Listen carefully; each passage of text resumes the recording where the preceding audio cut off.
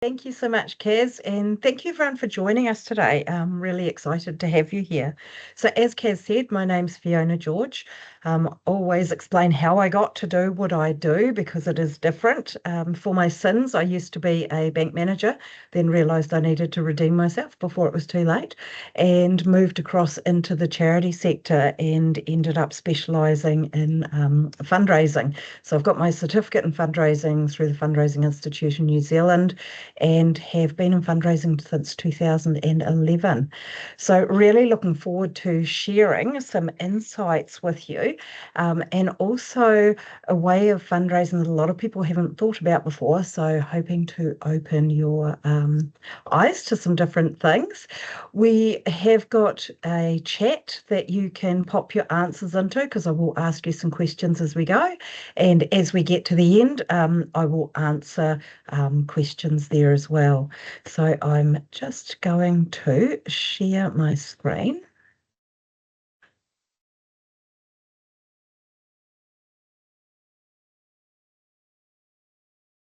Just making sure. So can you see that, Kaz? You can see my screen?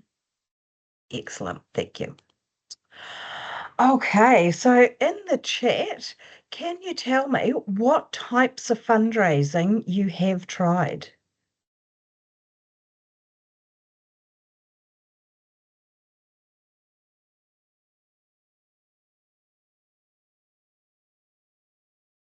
I may just need to stop sharing for a second so I can actually see the answers on the chat there. Oh, great, Beaver. So you've had the fashion show and live auctions, grants, running events where you charge tickets, holding classes, applying for grants, give a little, grants, chef's night dinners, directly reaching out to partners, quiz nights, love quiz nights, um, give a little pages, raffles, grants, social enterprise, Razorly, sponsorship, peer-to-peer, grants, Razorly.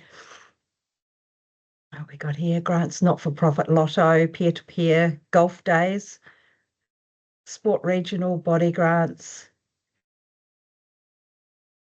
through funding online, luncheon events, sponsorship.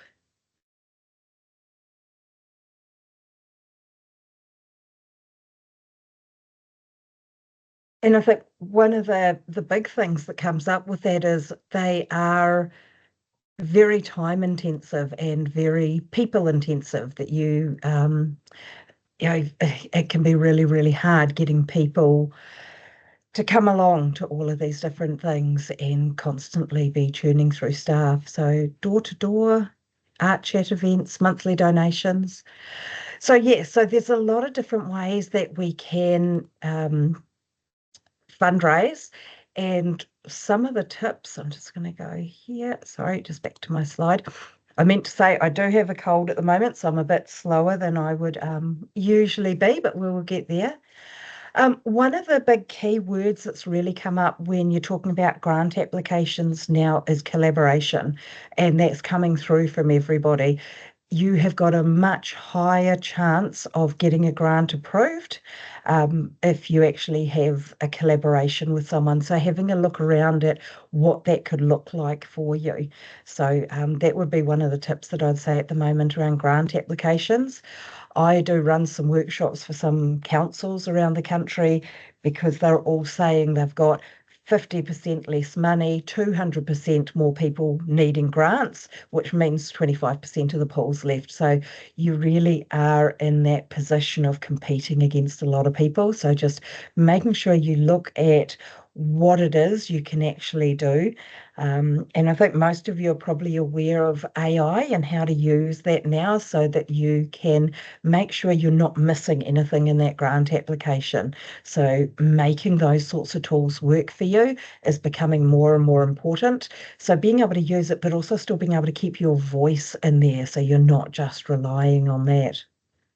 So crowdfunding, a lot of people are aware of crowdfunding. So Give a Little last year launched their Generosity Generator training.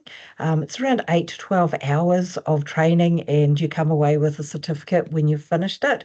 So that's a really good way to be able to get more in-depth understanding of how to make that crowdfunding campaign as strong as possible. I've noticed a couple of people in there mentioned Razorly. So we've got Razorly and Cornucopia, who are direct action fundraising, and GoFundRaise has also started up recently. So there's quite a few different places out there at the moment that can offer different assistance for you. One of the things I do say, and I was really pleased that no one actually had it in there, that Sausage Sizzles being a fundraiser, because I personally think Sausage Sizzles are a really good PR exercise more than a fundraising event. So what I do see is people treating it as a fundraising event, but there's no information about who they are or what they do that they can give out to people. So you make a very small amount of money for a huge amount of effort, but if you asked anyone who walked away, not many of them could tell who the money was actually going to. So if you're going to do sausage sizzles, because I'm not saying don't do them, but just making sure that you're really taking advantage of that time and you've got the brochures and you've got someone confident and articulate out the front chatting away to people so that, while you're cooking their sausages, they're letting them know what you're actually doing. And then I wanted to talk to you about another way of fundraising. Now, this is the gold standard fundraising approach that successful large charities use. And it's one that I have come to specialize in over the years and absolutely love, which I'll talk about as we go through. So this is the area that the large charities make up to 80% of their income from. So that can be, a game changer if smaller charities and community groups learn how to do this and do it well. So basically, for this to be something that works for you, you just need to have members or supporters who feel a connection to your organisation, and you need to want a different, less time-consuming way to raise serious funds. And this gold standard also ties all of those under the fundraising strategies together. So what I'm going to talk to you about also increases the connection your members or supporters feel for your organisation. And it's also the one that has the highest return on investment.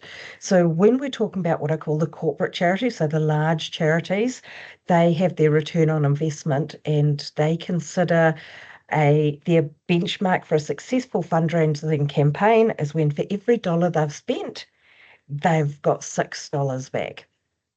So the type of fundraising that I also want to bring to your attention today, because not many people talk about it, is actually gift and will or bequest fundraising. So in that corporate charity space, bequests bring in $11 for every dollar that they spend. And the large charity that I did most of my time with doing gifts and wills, we had got it to 1 to 30. So that's once you've taken away all of the costs associated with running that program. So that was all of the staff costs, and we had vehicles and all of those sorts of things. So we got that to 1 in 30, which was $25 million a year we were bringing in consistently. So that's one of the things that people don't realize is just how lucrative a really well-run, ethical and donor-centered gift and will program could be. So you'll notice I switch between bequests and gifts and wills. So when we are talking, I use bequests because it's easier. But one of the tips that I do have for you is we never use bequests when we are talking to someone about leaving a bequest. It's always gift and will. So there's a whole lot of research around the psychology behind gifts and wills, and there's been a lot of testing, and gifts and wills is the one that around the world, all different cultures, actually works for people. And so people say, well, what is a bequest donation? Because I always used to think everyone knew what it was. So it's when supporters of your work, your organisation decide to support you by leaving a gift. They can be people who are members, supporters, or people who watch your work. And it's really interesting because in the Waikato for the last 18 months, I've seen about three or 400 gift and will donations that have come through where the organisation can't connect how that person was connected to them. Uh, have been very obviously watching their work and like what so some of the stats around this, and this is really exciting because I was just on a call the other day with Public Trust because they have the latest data around bequests going out to charities. So $320 million in bequests goes out to charities every year in New Zealand. So the last data we had was in 2018 when it was 160 million. So this is an area that is growing hugely. So what is really exciting about gifts and wills for many reasons is the average donor during their lifetime gives around $5,000 and the average bequest is $80,000.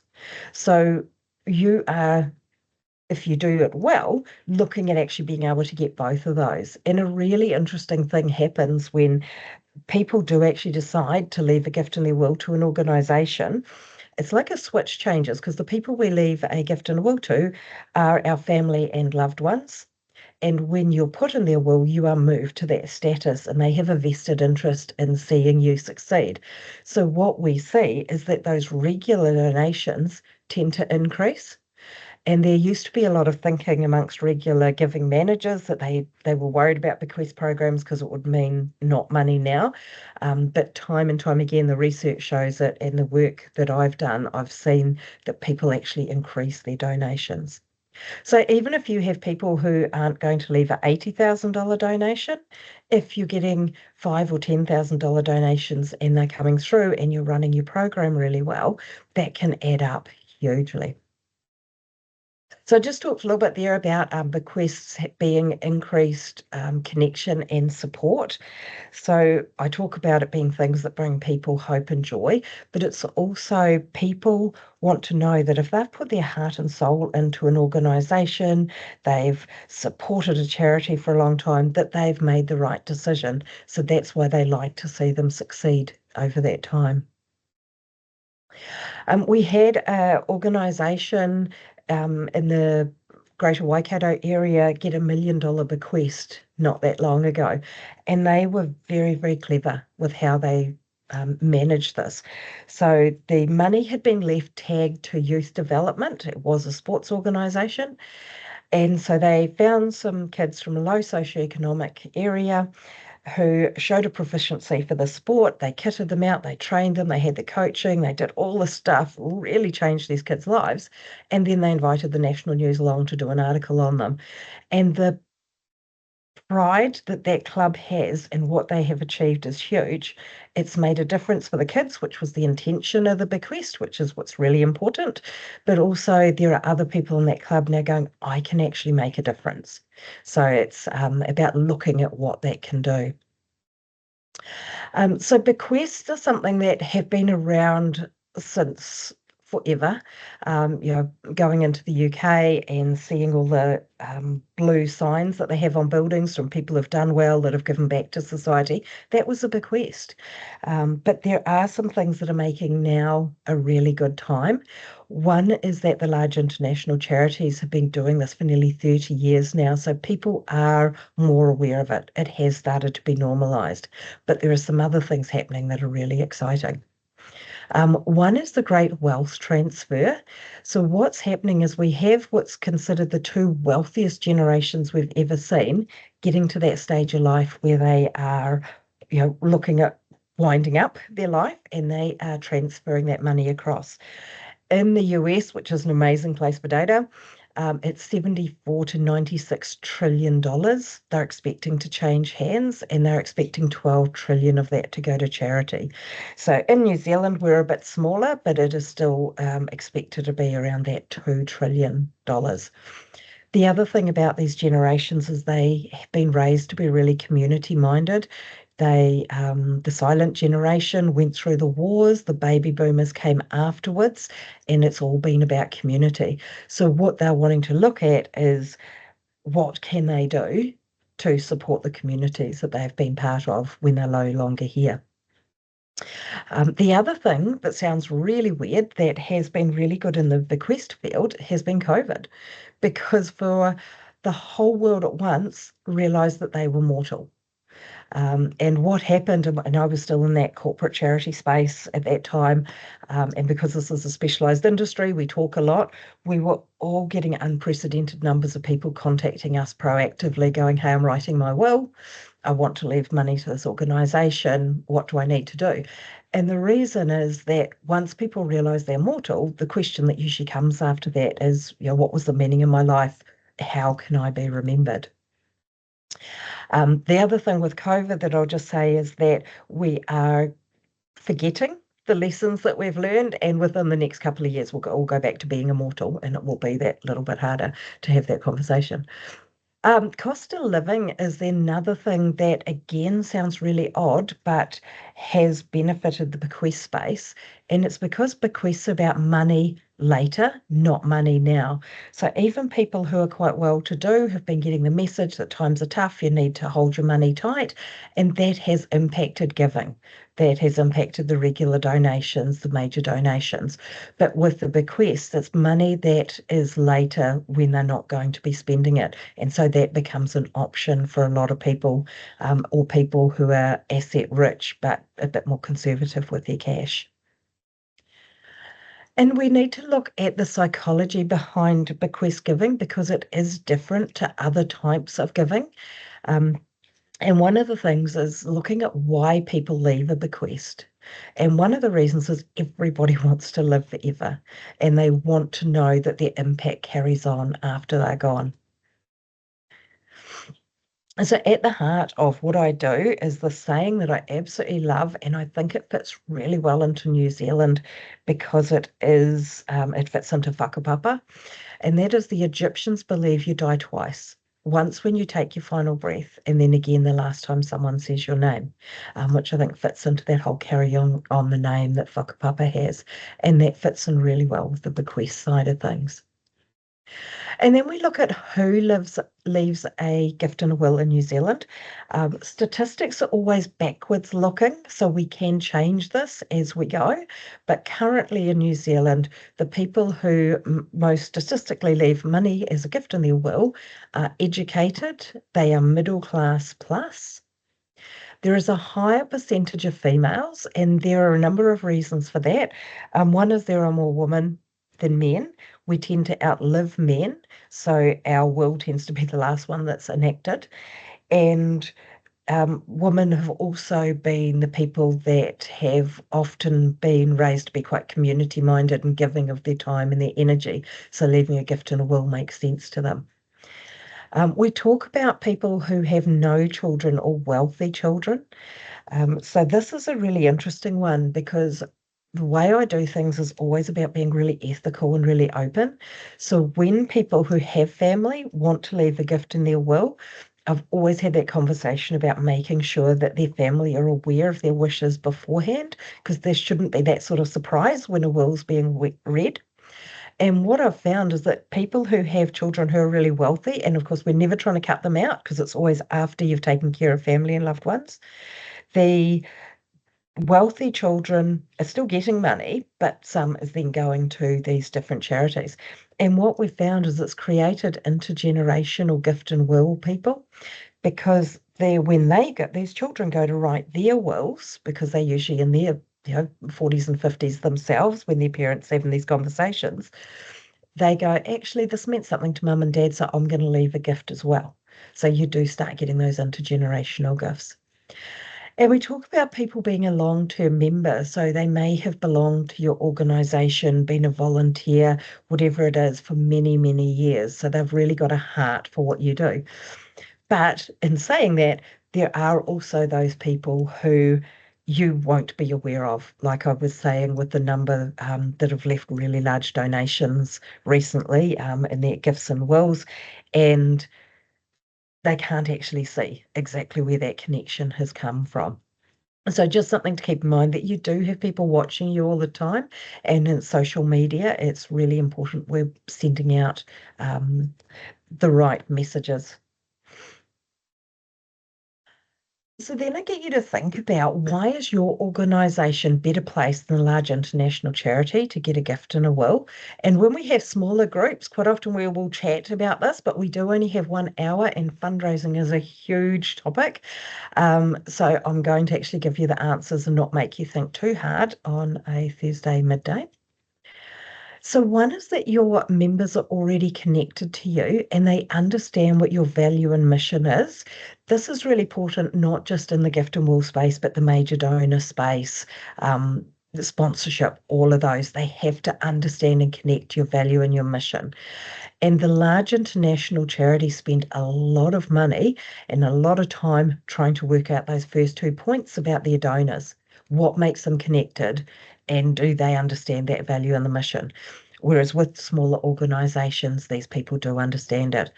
These people have often put their heart and soul into your organisation, and your success reflects on their lifestyle choices. And that's why when things like the All Blacks win, the whole country celebrate, because we want to have that success reflected for us. And it's the same in that charity space. So one of the things I love about gifts and wills, the big thing I love is that it's not about money and death, and anyone who approaches it that way is coming at it incorrectly. It's about recognition and connection. And it is about people and their stories and why they love you. Those conversations, when they're done well, also then lead really well into major donor gift conversations, conversations around capital investment, or conversations about regular donations.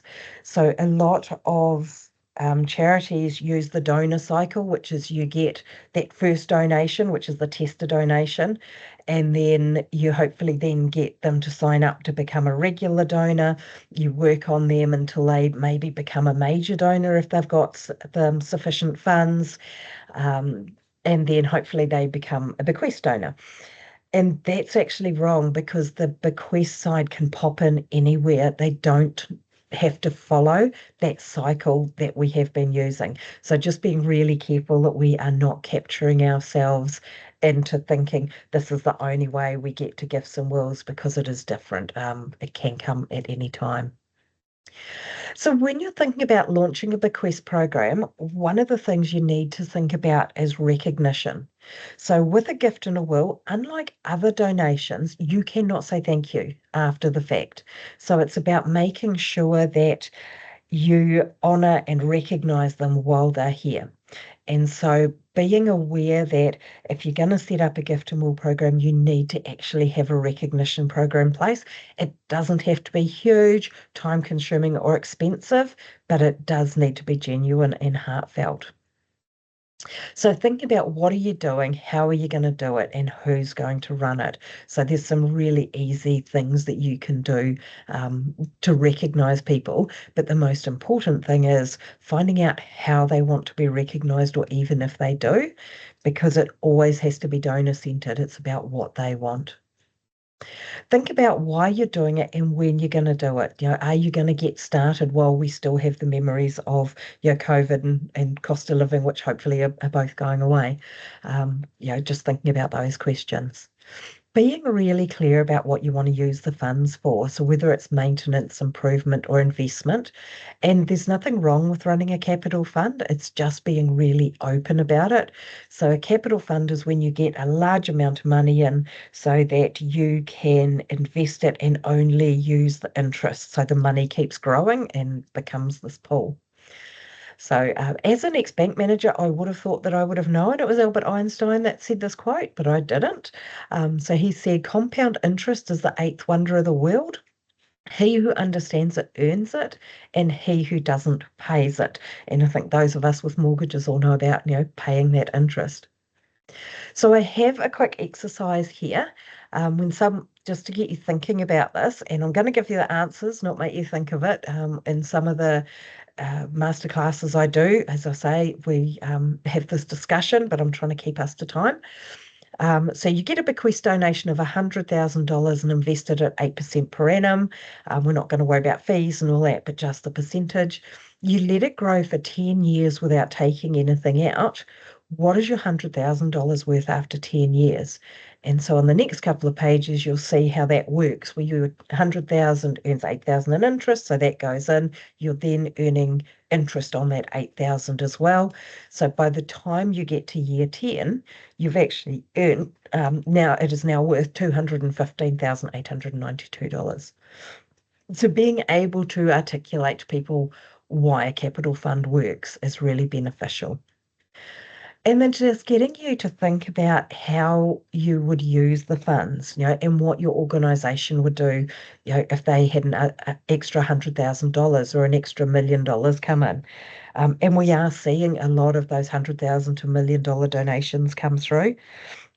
The largest bequest I brought in was 7.5 million, and we had no idea. And this was someone I'd worked with for years. We had talked, we'd had coffee, he was a wonderful, wonderful guy. And I still think it on his deathbed, he was chuckling, going, they're not expecting this, because he was just so down to earth. But yes, he left 7.5 million. So we have to be really careful not to make assumptions about people. I worked with someone who left $1 million to three different charities, so 3 million in total.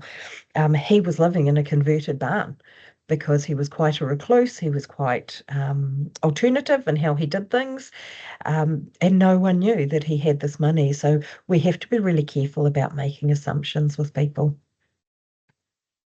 So when you're talking to people about leaving money, whether it's a gift in a will, a major donor, a sponsorship, you need to give them the options of what you want money for and make it clear and make it easy. And one of the big tips I always say to people is never, ever, ever treat a donor like they're a wallet. They are a partner with you. And so you need to be having the conversations with them about what is it they love about your organization? How do they want to get involved, and provide the options for that? We have recommended will wording, just going back to the gifts and wills, and I'll just talk you through that really quickly.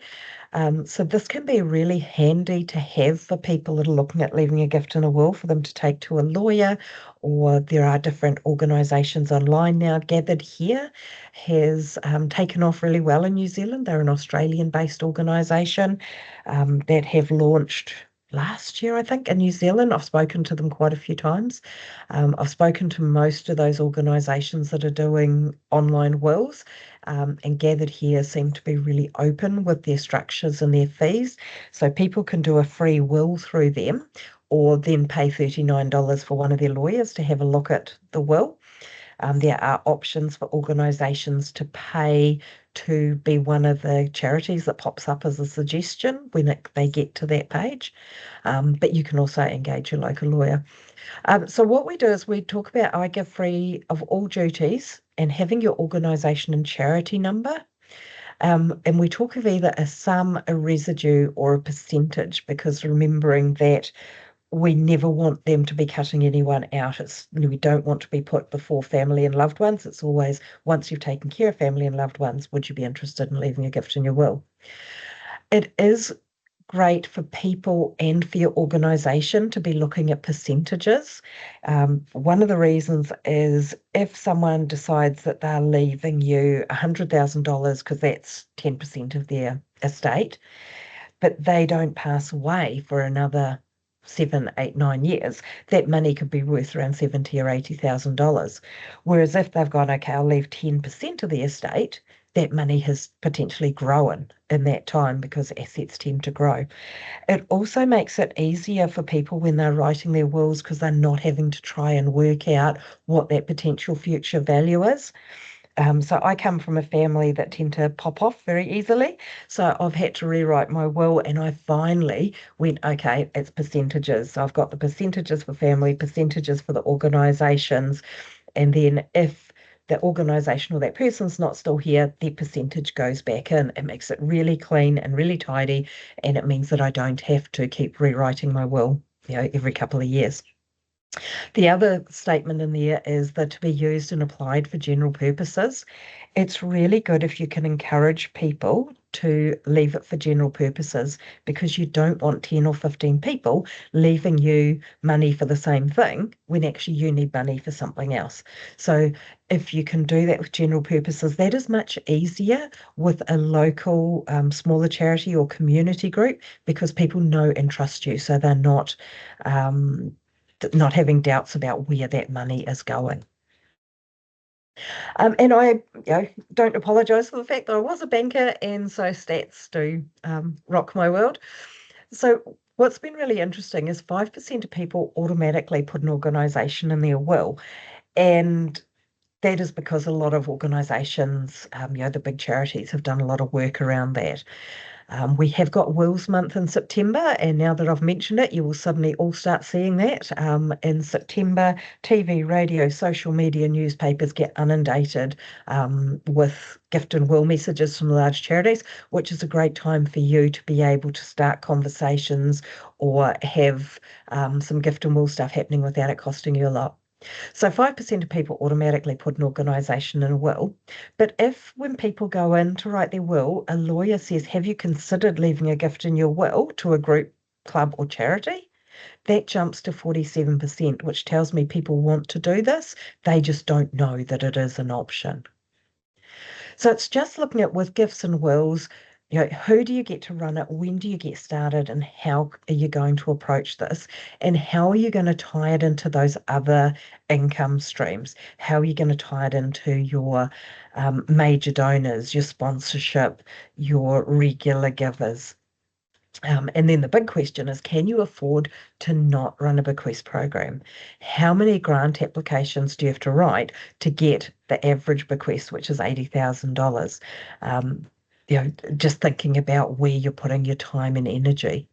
So at George Consultancy, we help you uncover which ways your supporters want to help and the ways that work for you and support you. Work for them and support you. So it might be that it's not a gift and a will, but this gift and will conversation can open some other things. We try and make it really holistic and organic for people. So whether it's major donors, gifts and wills, being an ambassador, regular gifts, or volunteering, those are all the sorts of things we help you uncover about your people. So if you're wanting to make fundraising work for you and you want to be supported, you can talk to me. I'm always happy to talk fundraising. So I'm happy to sit down for 30 minutes and have a free fundraising chat, discuss your biggest fundraising challenges, where you're at and where you need to be. I will drop the will, word, and document in the chat, but there's also a resource that you can download from my website for free, which is Fundraising Made Simple, and that's at www.georgeconsultancy.co.nz. And you can also check out my LinkedIn posts just under Fiona George there. But thank you for your attendance, and I am going to stop sharing so that I can answer any questions that have come in. So that is a lot of information that I've tried to cover for you really quickly so that we have time for a good amount of questions there. So yeah, if anyone wants to drop their questions in the chat. Fiona, there's one in there from Catherine, who has asked, we are a volunteer group considering using a professional to help us write grant applications. I've noticed some of the application forms ask if you have used a professional and how much you are paying them. Would it count against us in the funding decision or affect the amount we receive? That's a really good question, Catherine, and I wish I had a really specific answer, but it really depends on each of those grant funders. Um, some are quite happy for people to write grant applications for them, and some are against it. So I would probably reach out and talk to some of the grant funders and just say, does it count against us? Actually having those conversations with people is really helpful. And sometimes we forget that we can ring these people and say, hey, look, how am I best to do this? Because there are some really good grant writers out there. I've got a couple that I recommend to people because they are good and they're not expensive.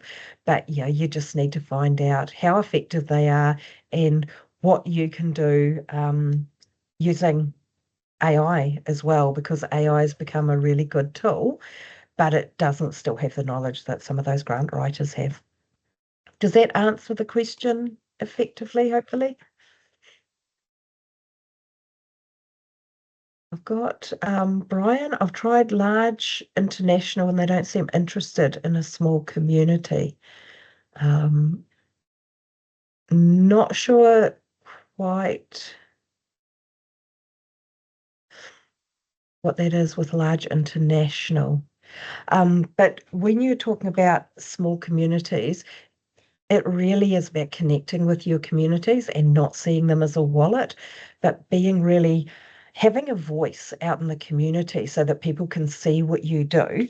One of the big things I have is getting organizations to be really clear on what your mission is. It needs to be clear and engaging, and it needs to show what the world would look like if you had actually achieved everything that you said you would. So imagining a world where, or we want to create a world where, so that people can start to visually see that. Um, Being really specific when you're talking to people about the numbers that you're going to help. Tell them the story behind that, not just the numbers. So instead of saying we had a 10% increase in animals that we housed this year, going, we had 50 cats and dogs that have found a loving home because of the support that you have given us. Make it tangible for people because we need stories to tell to get people to buy into what we're trying to get them to do. Okay, Coca-Cola. Yeah, it is finding out, Brian, which ones of those do have a community connection. And it can be really easy to get lost with those bigger ones. And as I say, the funding that's out there has become tighter and tighter to get hold of. I've had groups that have come in and worked with me because they've been working in their space for years, doing really well, tangible results, and the government's pulled the funding with days' notice. So it's a really scary time to be out there fundraising, but I am there to try and help that fear out of fundraising, helping you connect back with people. Sorry, just scanning through. Asked our committee whether they thought a bequest program worked since we have a lot in the 70s and 80s, and the committee was a bit uncomfortable with this. Yep, that is not uncommon. When I went to my interview to do this role way back in 2011, I still remember walking out that interview going, no way do I want to be talking to people about death and money. So I had that. Luckily, I had a really horrendous regional manager at the time who did something really mean about half an hour before they rung up and offered me the job. So I took the job and found my passion. And what it was I was thinking about it being death and money. And that's where I learnt that it was about connection and recognition and people's stories. So if people are worried about gifts and wills, it's because they're not aware that it is something that we can make as an option. And it's never something you can pressurize someone into doing. So it's not like when you're having a raffle selling cakes or something and you go, oh, yeah, you want one or two tickets. You cannot do that with gifts and wills. It has to be something that you offer to them as a way for them to continue their name, to continue to support. Um, but without ever any pressure. So just being really, really aware of that. And I'm always happy to talk to committees to get them comfortable and let them know how we can actually approach it so that it becomes an option, not an arm twist.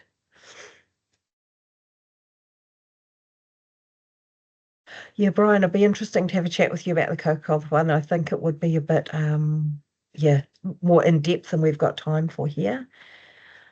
Um, so Jason from Waikato Tennis, presentation on point. Oh, thank you. Yes, it's not a question, but your story is important, and so your reason for existing is important. Yeah, and what you do makes that difference for people. So being able to really articulate that, um, and that's even in regard to if you're wanting to get sponsors on board, Are you sharing your story in a way that's going to connect those sponsors and have a big enough number of people actually coming on board, seeing the signs, all of those sorts of things? You need to be meeting people at the right place. Rasna, what fundraising strategies are currently working best in tight economic conditions, particularly for education, youth housing, and community focused? Now, thank you, Rasna. You actually sent through your questions last night, which was really great. So I did have some time to think about that. And I would say relationships, building those relationships, your community engagement, your collaboration, you're getting people to feel the story of what it is so that it's not just numbers and data, that you can actually tell a story and get people to emotionally connect with that. So the fundraising strategies that use that, that works in grant funding, getting people to understand the stories. That works with major donors and sponsors and in bequests. So really it comes back to how we tell our stories and how we get people to realise that they can make a difference is really at the heart of what we do. So going through here. So I've got Elizabeth saying a committee of engaged people is better than a single person to manage fund applications and strategies. Everyone brings their own strengths. I think it really is important to have the right person doing the right job, but also having someone who understands what they do. So I've worked with organisations that are quite small and they've had what I call the single point of failure, which is they've got one person who does all of their funding applications, all their grant applications. And if they got sick or they left, everything comes to a grinding halt. And that's also a lot of pressure on one person. So actually having people who understand that and can throw other ideas in, because we can all see, this filtered way, but if we can see things on the periphery that we can add in, that adds to the strengths.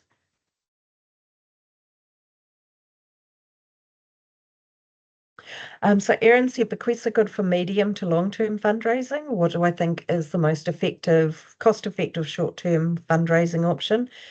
There are a lot of them out there, and it depends on the capabilities of the people that you have there. A really well-run crowdfunding can bring in big money really quickly. If you have someone who is an exemplary grant writer, that's great. Depending on what you do and the connections you have, you can get some really good major donors coming in for specific projects and things like that. So probably the big thing I'd be saying to people is you'd be talking to those people rather than trying to sell them to support you. Go in and have a talk to them about what would actually be meaningful for their organisation. What would they really enjoy being part of?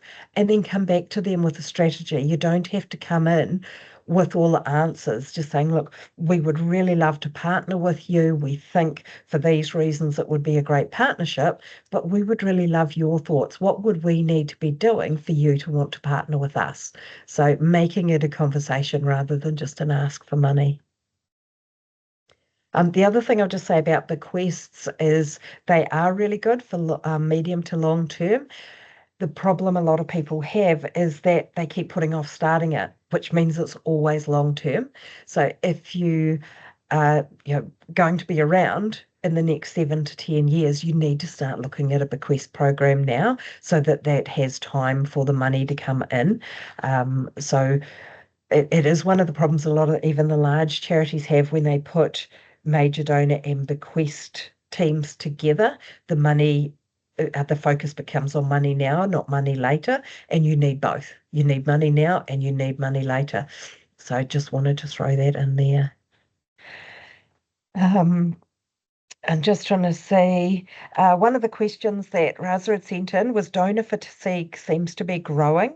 What's my advice for re-engaging past donors and reconnecting with partners whose interest has faded over time? The gold standard of connecting with those people is a really, really well-run survey. And there are a lot of ways you can make that survey really meaningful and really holistic. But again, it's about getting people to actually engage with you. and donor fatigue is a really interesting thing because we saw that people were really worried after the mosque shootings down in Christchurch. A huge amount of money came through to that, which was fantastic. And a lot of other charities were worried about donor fatigue. And that didn't happen. What happened was people got joy and pleasure from feeling like they were part of something bigger than themselves.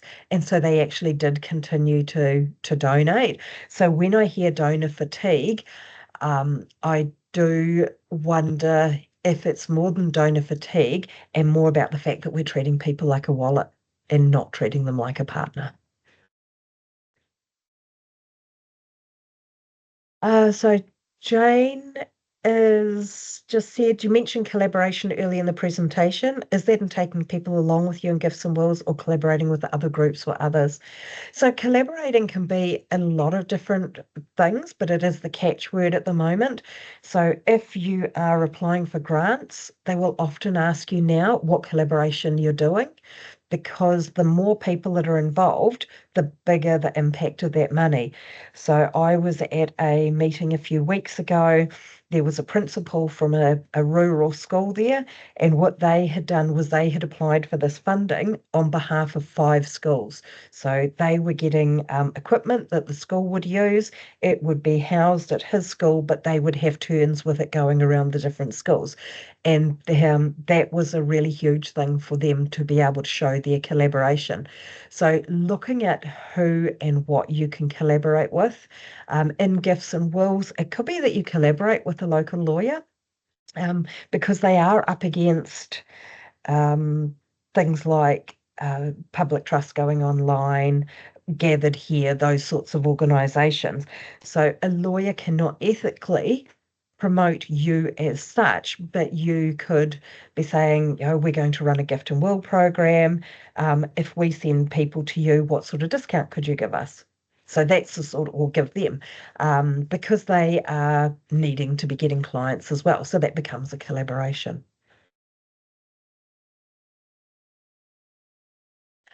Gina, um, thank you. I'm glad you've enjoyed the presentation. How much do we need to invest in order to have you as our consultant for our charity?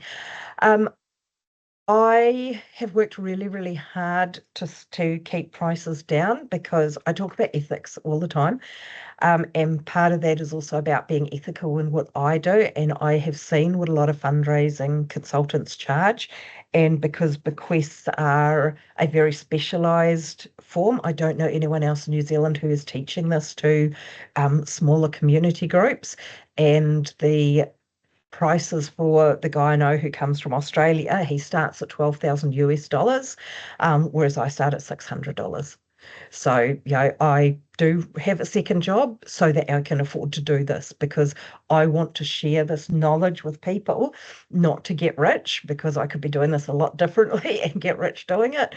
But to me, my legacy will be that when I go, there will be all these organizations who are going really strong and are financially viable because I've been able to help teach them how to do things from an ethical basis, and making it affordable for them to use me. And as I say, I'm happy to sit down and give you half an hour of my time to give you other ideas, because there are people I've spoken to around the bequest side, and I'll be really honest and say, actually, you're 3 to 5 years away from that. These are the things you need to do first. So, yeah, I talk ethics, so I try and preach ethics as well. So, I happily send out my fee schedule so people know exactly what it is and what you get for that. Are there any other questions? I'm just having a look at Raza, put some really great questions together. Um, She said, what advice would you give to smaller organizations trying to compete with large charities for major gifts or sponsorships, especially when they don't have a big brand or profile? And I'd say that's where you really have to take it back to those basic steps and grow your profile. I had an organization recently that went through Volunteering Waikato, who are a fabulous organization, and got a volunteer social media coordinator. And that person is honestly worth their weight in gold. They are putting up really engaging, regular posts that are getting traction because you want that. And they're using Facebook, they're using Instagram, TikTok, and all of those sorts of things can be used really, really well without it costing you heaps. So, yeah. What else have I got? And the other thing I put is don't forget to connect with your database for introductions. Sometimes people can't help you financially, but don't assume that that means they can't help you. They could know someone who can help you. So I think it's about treating everyone with that grace and respect that they want to be involved. How do you let them be involved? Um, So we had how should organisations think about balancing traditional grant writing with other income, social enterprise donors, and the same about being really holistic, offering people lots of different options. Any other questions there? I think we've done really well. It's 12:51. So people actually have time to, grab that coffee and things before they get back to their desk. But if anyone has any other questions, please come back to us. I was going to try and pop the will template into the chat. I'm just going to see if that's going to work for me or not. I think Elizabeth had asked we give free Sorry. exhibitions to schools and certain groups to encourage engagement. Are these collaborations? Good Yep, question. I would put those down as collaborations. And if you're not sure, honestly, go into AI and say, this is what we're doing. How would we word it to a funder to show that we are collaborating? AI can be fantastic if you're asking it the right things. So asking it what to do with the structure and what the outcome is you want gets you the really, really good answers. If you just put in a really basic question, you will get a really basic answer. So imagine ChatGPT being like someone you're delegating to. You actually have to explain to that person what you want. You don't just go and do that. So yeah, does that answer everybody's questions? So I'm trying to read and then I got distracted as well. So Jason, Fiona, connecting story, challenge channels to key funding people, baby boomers.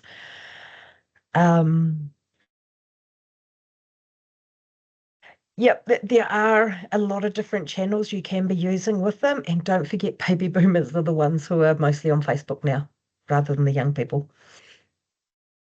But those people 35 to 50 are also very aware of the difference they can make and want to be involved in their communities. But yeah, I think that's everything from me, Kaz, because I see people are starting to drop off to head off for their lunch break. So I'll let you wind up. But thank you very much for your time today. I've really appreciated being able to talk to you.